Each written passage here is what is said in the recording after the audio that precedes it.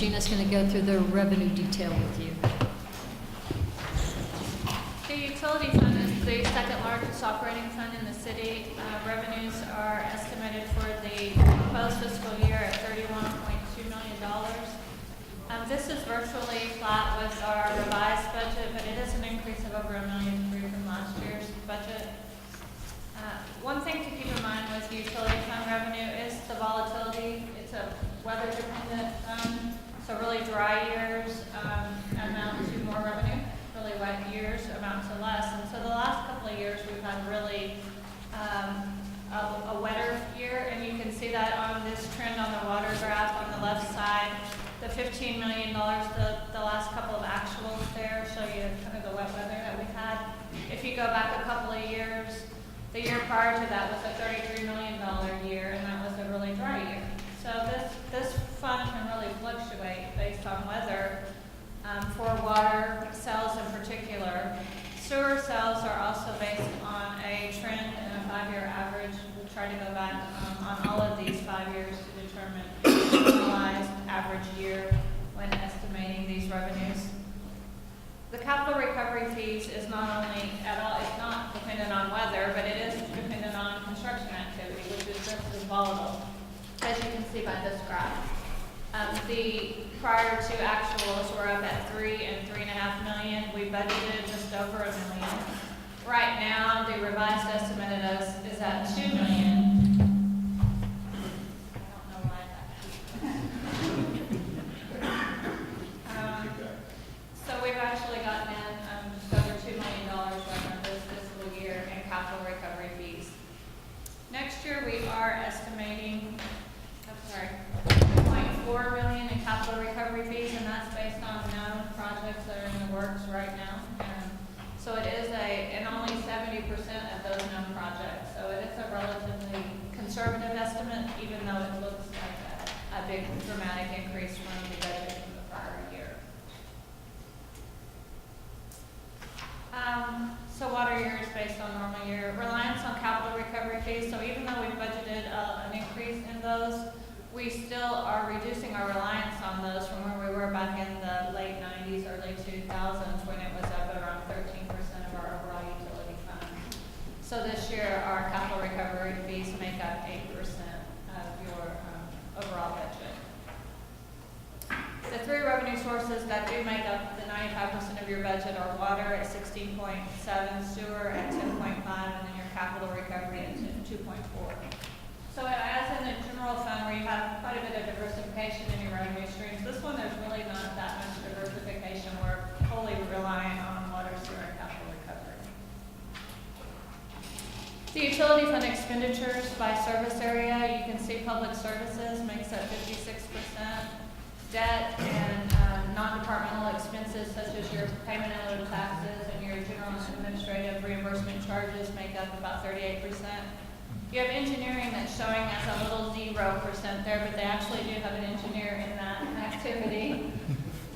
Finance makes up 5%. That's primarily your utility billing operations. And then ITS has a support services staff member there for 1%. Utility fund expenditures by category. You'll see that over in the general fund, personal services made up more like 67%. Here it's 17%, and that's really the result of your transfers out for capital improvement projects as well as your debt service that make up the difference, and trying to maintain a heavily infrastructure and capital intensive operation. Significant changes in your operating costs. I think Keith mentioned this on the video, and Donna's mentioned this a little bit. The Dallas water utilities increases at $413,730 this fiscal year. The compensation plan, which Donna also mentioned to you, and we were talking about the general fund and the overall funds. And then we have several slides, or a couple of slides coming up on equipment replacements. I think Keith is going to talk with you a little bit more.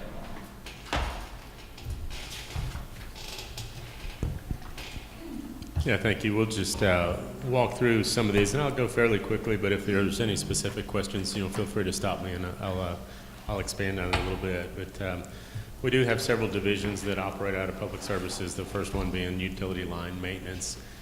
They do have equipment and supplies in here totaling $175,000. The largest item in that is the replacement of a backhoe that actually right now it's a non-asset vehicle. It's one of the holdover vehicles that Donna had mentioned earlier.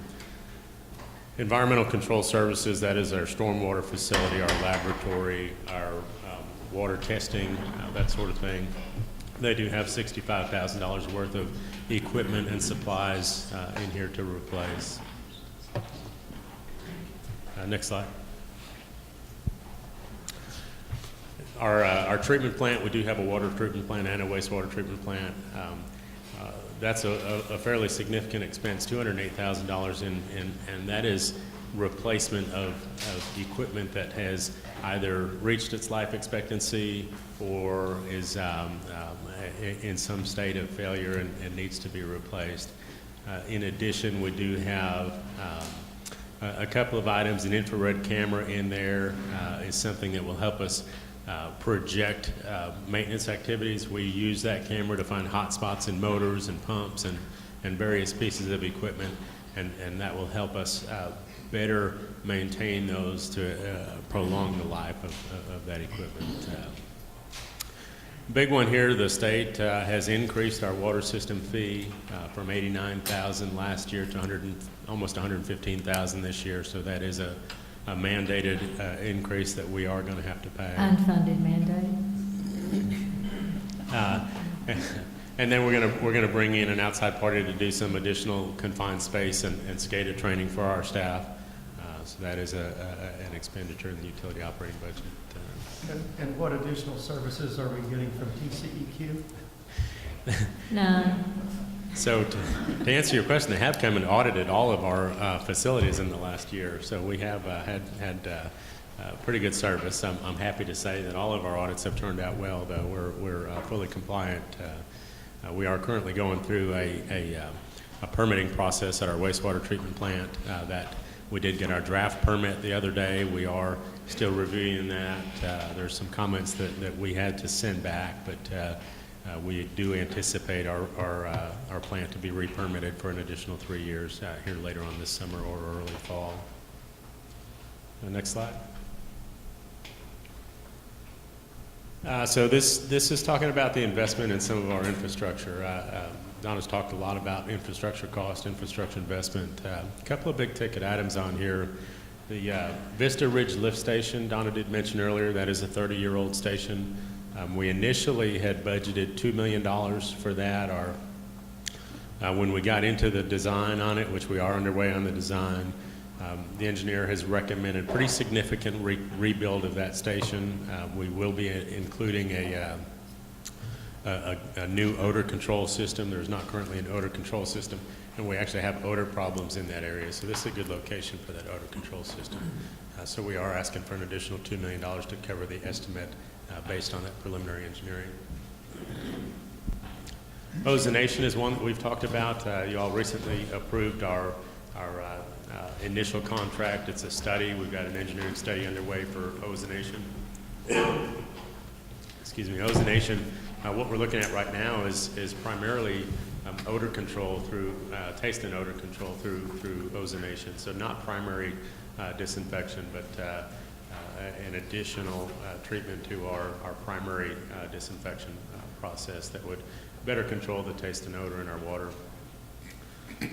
And then the UV disinfection at the wastewater treatment plant. That project, right now, one of the final processes in our wastewater treatment is disinfection. We disinfect right now with chlorine. So we have 2,000-pound cylinders of chlorine dropped off at the plant. We chlorinate the water, and then before we release it back into the stream, we have to dechlorinate it. So we've got to disinfect it, and then we've got to take that chlorine out before we reduce it, before we release it. The UV disinfection would take the place of that chlorine disinfection, and then we would eliminate that dechlorination process. So we disinfect and then immediately release. We would maintain chlorine as a backup, but we wouldn't have to have 2,000-pound cylinders delivered quite as frequently out there. Aerial crossings, we do have some, those are lines within the collection system. It's actually been bid, I believe, 3 times, and we've never been able to fully fund the project. This $2.5 million would allow us to fully fund that project, and that is replacement of aging collection lines where they do cross creeks. So it's important to make sure that we have good integrity on those lines crossing those creeks. A couple of other smaller projects, painting of the intake structure. One of those intake structures is shared with Upper Trinity, so some of that cost is going to that facility. They are taking the lead on the painting project, but we will be obligated to pay for our share of it. And then that $1 million will also fund painting of our Lewisville intake structure, which is aging and does need some rehab as well as painting. Some additional projects funded out of cash reserves, some various water line replacements, electrical improvements at the wastewater treatment plant, and then the meter replacement. I made a pretty good presentation, a pretty lengthy presentation last year at this time. We did decide to go with a manual read, meter reads. This is the first first installment of that replacement project that would begin this coming budget year. And at that rate, that $720 annual cost, we believe it will take us approximately 7 years to replace all of the meters. We are doing research on what meter to replace it with the hope that we can get a device that would be compatible with a future remote read system, so that when we install this infrastructure, we wouldn't have to replace it. We could do an add to go to a remote read system when it becomes more practical to add that system. So, next slide. 5-year capital plan, very small, hard to read, but the point of this slide is we have a lot of infrastructure, a lot of projects that we need to do. Donna did mention the total in the right bottom right corner is $73 million over the next 5 years for plant upgrades, infrastructure improvements, replacement of aging infrastructure, and maintaining that really helps us operate efficiently and replace those things as they need to be replaced rather than after they failed. Keith, before we leave this slide, would you talk about the ozonation project and its cost? Because we've had it programmed here, but we believe the cost is increasing. Yeah, I believe what you find here is that we've got $2.8 million currently allocated for ozonation. We do have later on in the unfunded list an additional $1 million that we're asking for to fund that project. Like I said earlier, you recently approved the study. The study is underway. That study is looking at Lewisville Lake water, the water that we treat at our plant, determining how much ozone we need to apply, what the contact time is, how long the water needs to be in contact with the ozone. Those two items are really going to dictate how large this project is. But our engineer that's been hired to do this has done this work before. Dallas Water Utilities, City of Denton, Upper Trinity are all doing ozone treatment of Lewisville Lake water. So there's a pretty good track record of what it's going to take to do it. He's obviously confirming that for our use. But his estimate right now is that it's going to cost us between $4 and $6 million to do what we want to do. So the $2.8 million that we have in here is not enough to fund the project. So we're asking to add another $1 million now. Once we get the study done, we will then roll into detailed design. When we're doing the detailed design, we may find that we need additional funds to fully fund the project. But we believe that $1 million put in there today will help us get much closer to the actual cost of the project. The other thing I might add on this 5-year plan is the plan requires an 8.9 drawdown of your fund balance over the next 5 years for these projects. Your undesignated reserve right now is $3.3 million. So you've got to be able to add to your fund balance over the next few years to enable this plan to take place. So that's why we're asking for a rate increase, not only to cover the things that we have on the unfunded list, but to keep that in mind for the future 5 years. We need to pray that the rain stops. Well, the ozone program that Denton has put on has gotten rave reviews. I mean, it made for some incredibly high quality perceptions for the consumers of that water. So I'd like to see us get it done. I wanted to also go back to this one chart. I forgot to mention that we've talked about Dallas Water a couple of times. And on this chart where I talked about the breakdowns here, the the gray area, that's 22% there. 16% of that 22% right there is Dallas Water. We have $5 million, $5.4 million is built in for raw and treated water from Dallas. So you hear kind of every year what the increase is, but I don't think we talk about the total cost of that water from Dallas. And so that's why it's important to kind of keep passing along those costs to our consumers, because they're certainly passing them on to us every year.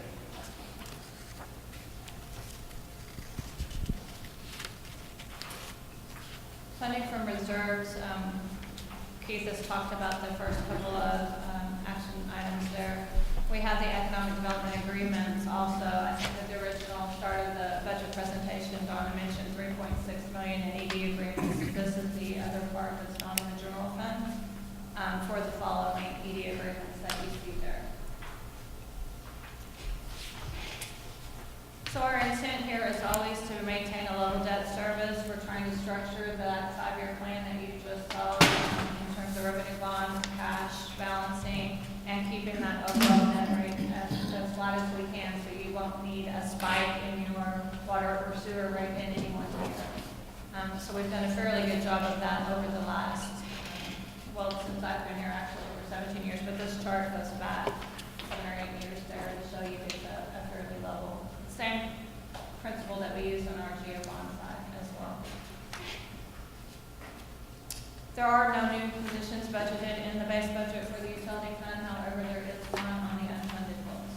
So when we get to that, you'll see that. So rate considerations, we talked about the Dallas water utility rate increase, 11.6% on untreated, 3.4 on the volume treated, and 7% on demand.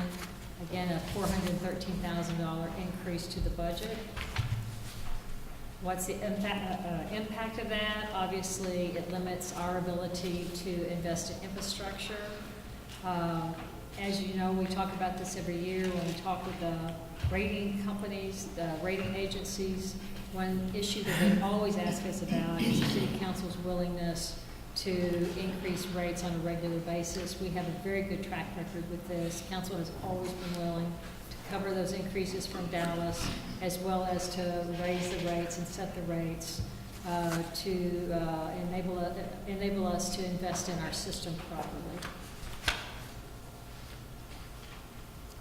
So when you talk about rate considerations, certainly it's the operation and maintenance cost, it's the capital project plans that you have to take into place, into consideration. It's a meter change-out program. This wasn't on the horizon 2 years ago. This current year, I believe we saw more meters go out this year than in our history. I mean, we've had a number of replacements because they're aging. So this program is very important. And our plants, the life expectancy of our plants. Plants are 43 years on the average in age, and the infrastructure throughout the city is over 50 years old. It's time to invest. The good news is that we've got a very low water sewer rate. This chart's done by Dallas, not Lewisville, so that's why you see some cities that we normally don't survey, but it shows that we're certainly near the bottom as far as our water sewer rates.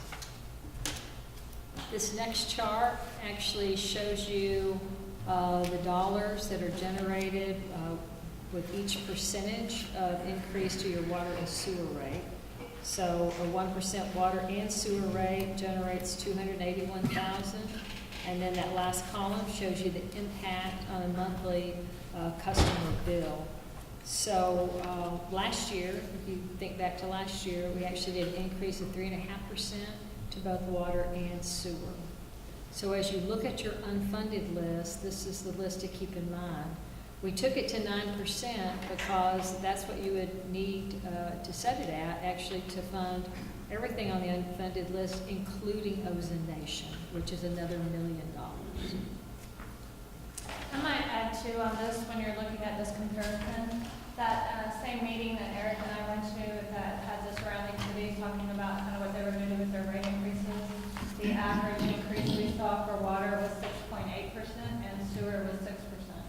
So that can give you an idea that even if we were to go up 9%, everybody else is going up 6-7%, we would still be in that bottom. If you you wanted to go up 6 with everyone, that just kind of gives you a comparison.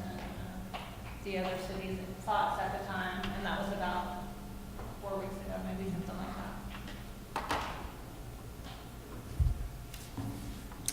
Okay, let's talk a little bit about the items on the unfunded list.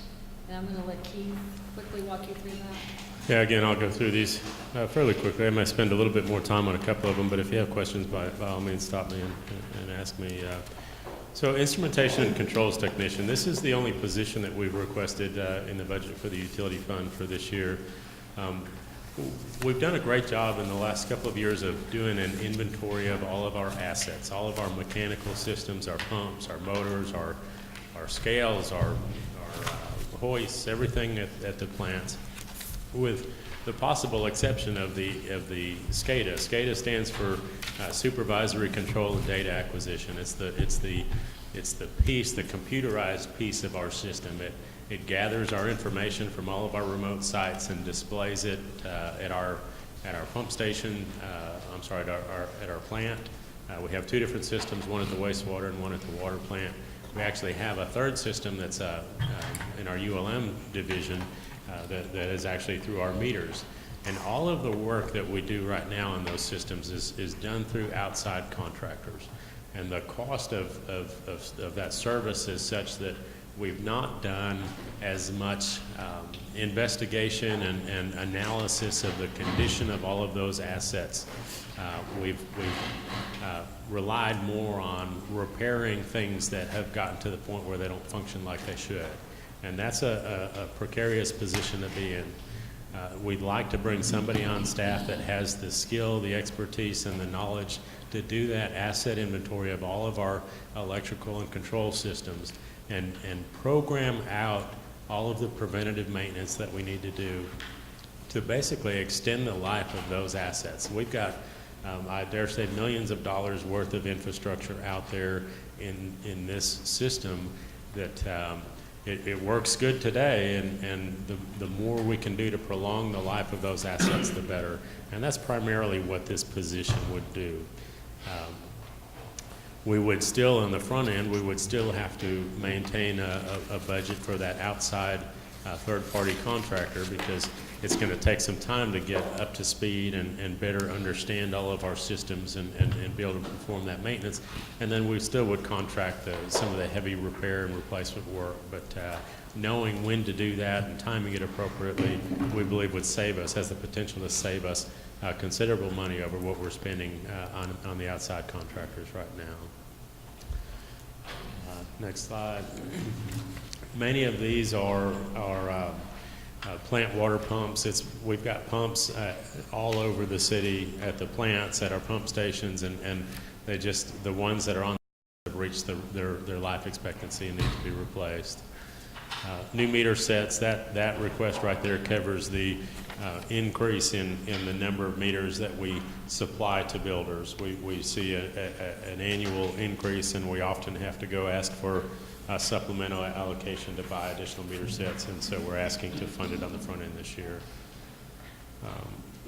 Variable frequency drives, that is again just I'm going to say consumable. It's not a consumable. It's got probably a 20-year, 15 to 20-year life on it, but we have many of these, and we are replacing them as they come up on the asset list.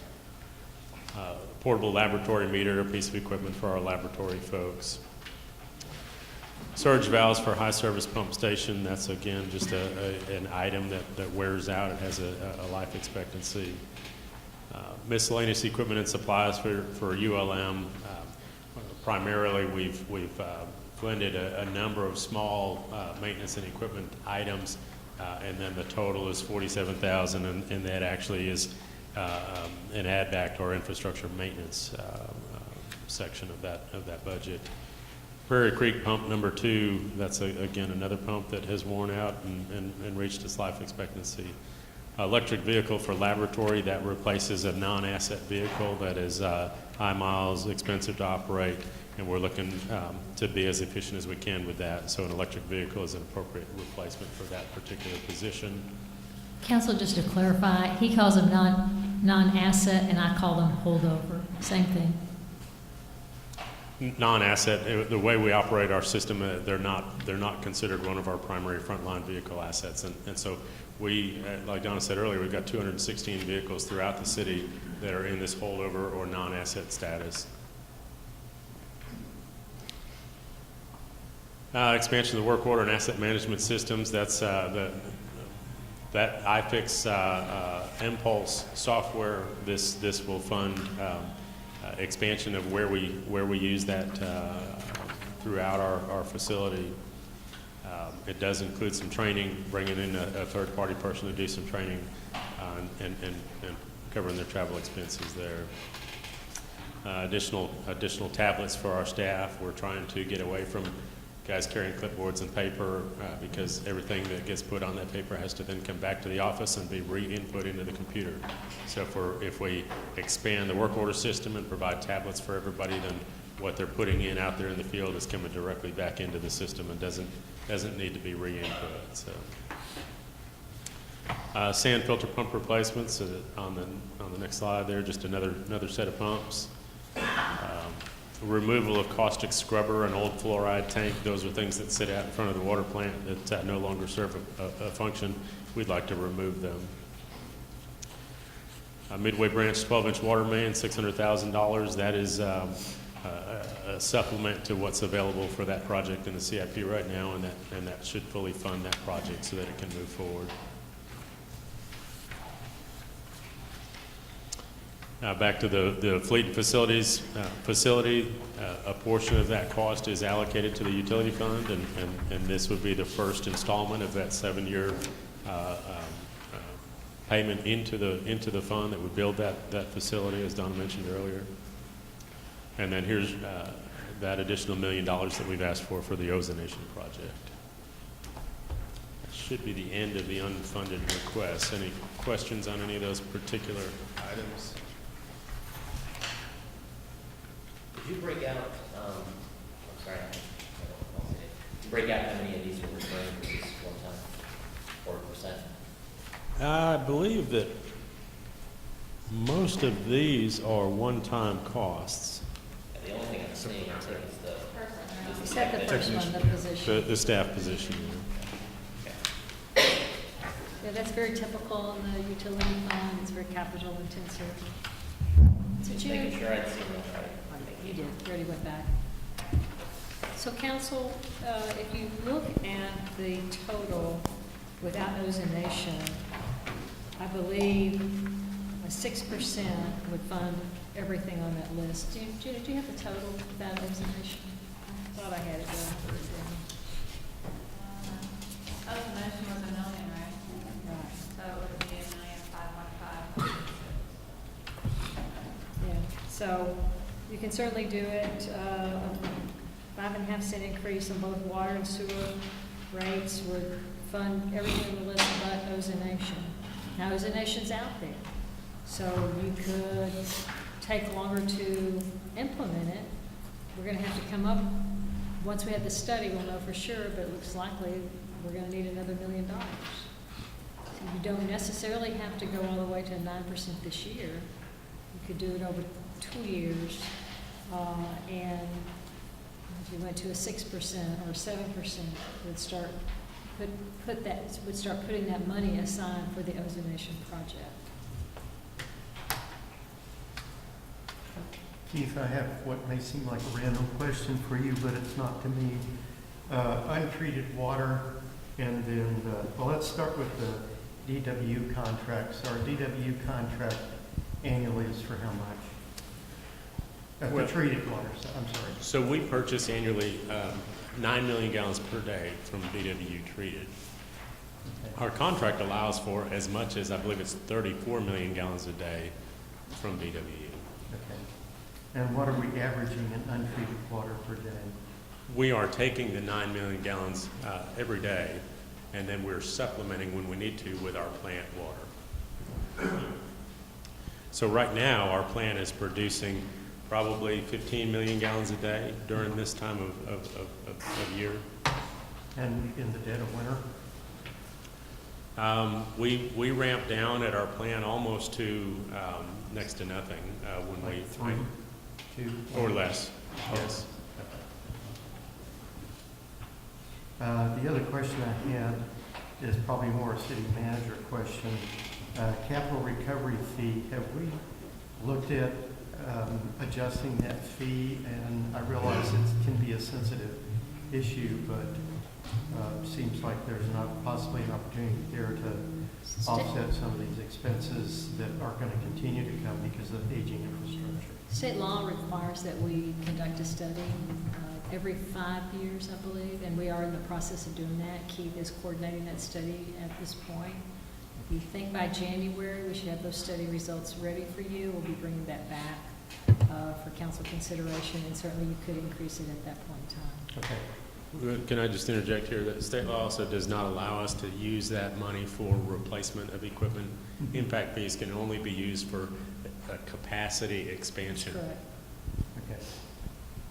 So it can't even be used, for example, for the, and it's a trivial cost by comparison, but new meters, you can't use it for new meters? No, sir, we could only use it for like line capacity. If we've got a 12-inch line out there that needs to be 24, we can use that money. The plant expansion, if we can tie that to the additional development, we could fund a piece of that through that. And only those things that provide capacity expansion in the system can be used with impact fees.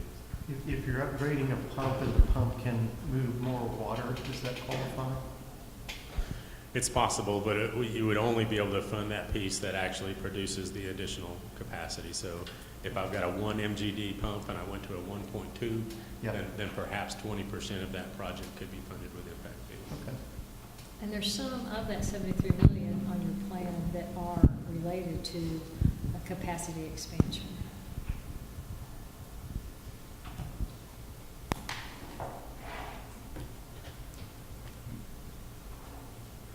So Mayor, that's all we have. We just need council direction on the rate. Okay. Neil, start with you. Start someplace else. I don't have a number yet. Okay.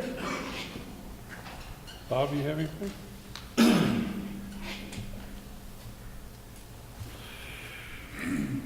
Not right now. Okay. We're up to you, Brandon. So you said the 6% would cover what we need to cover, at least the ozonation and what we have on unfunded That's list correct. this year. And we have another million or so that we have to try to come up with next year. Yes, sir, that's correct. Well, I'll get the ball started. I'll say do the 6%. We'll work next year. We'll be For both water and sewer. correct. But I think we need to go at least that, but if we went just the 7%, just the 1% more, then that gives us, what, about another 200 and almost 300,000. So a third of that $1 million that we kind of start moving in that direction versus not doing anything. I think we need to start doing something to work on that. That would move you in that direction, correct? Okay. TJ. I really wish I could just look at this as a standalone, but I've got to look at this with, we've got stormwater fee coming on, we've got a lot of other fees coming on. I'm going to be very uncomfortable with anything much above 6. Okay, anything, but what was the last part you said? 6. 6, okay. I just, if I were in isolation and I didn't have other stuff, I know, and I wish our economy was doing more from the middle than it seems to be doing right now. These little $4 bits add up. Right. TJ is correct in that. Remember, in January, that would be an additional $4 fee on your utility bills starting in January. But I also agree that we can kind of get backed into this one. I can't not pass on what Dallas passes to us. That is not a fiscally responsible thing to do. So, but I can't take that much extra back right now for me personally. So I'm good with 6. Okay. Neil? So I'm willing to go up to 6.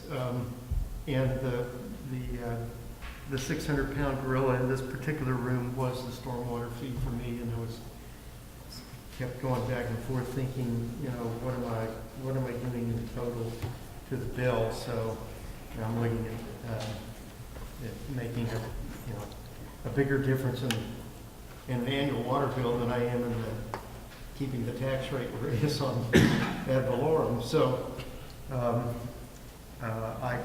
don't think I'd want to go over 6. I think reiterate what most of y'all already said. We've got to keep up with the increases in the costs. And if we didn't, we wouldn't be prudent managers.